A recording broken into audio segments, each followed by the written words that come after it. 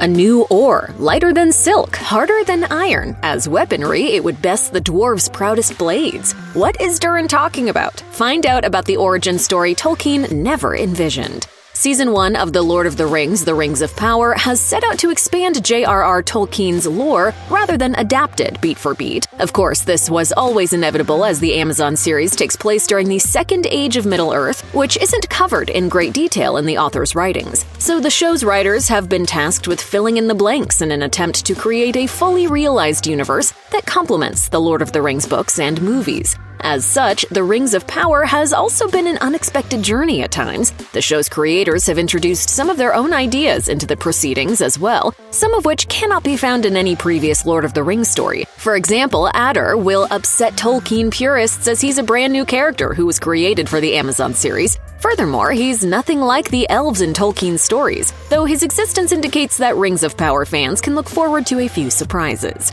The 5th installment of The Rings of Power picks up the pace and continues that trend of adding fresh elements into the mix, including one new origin story that doesn't exist in Tolkien's writings. Before we get into how The Rings of Power reimagines the origins of Mithril, let's discuss its history in Tolkien's stories. The Lord of the Rings books describes Mithril as a silvery metal that was primarily found in the mines of Moria. The material is both lightweight and strong, which makes it ideal for creating battle armor. However, it also boasts a shiny glow that makes it perfect for creating beautiful jewelry, meaning that it was often craved by those who enjoy the finer things in life. Mithril is viewed as a source of wealth and power in Middle-earth, having been worn by some of its most notable figures. For example, Galadriel's ring, Nenya, was made of Mithril, and that's one of the 3 Rings of Power that was given to the elves. Expect that ring to factor into the Rings of Power sometime in the future. Of course, any treasure that's so widely craved brings out the worst in people. Mithril was the main source of the dwarves' wealth before their kingdom was overtaken by the Balrog. Basically, the dwarves became greedy and craved more Mithril, causing them to dig deep into the mines and disrupt the fiery demon that dwelled in the shadows.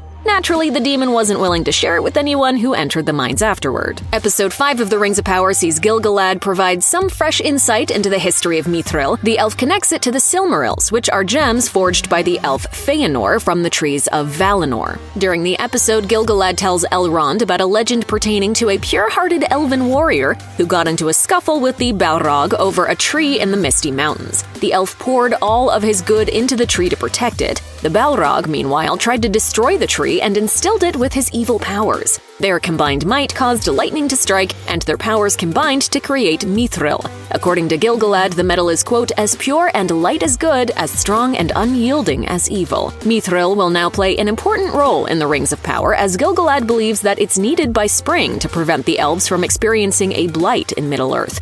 As such, Elrond must convince Durin to give the elves some Mithril and save the day. Tolkien didn't associate Mithril with the Silmarils, nor did he have the elves require the light to stay fresh. So we can chalk this backstory up as another example of the Rings of Power being unpredictable.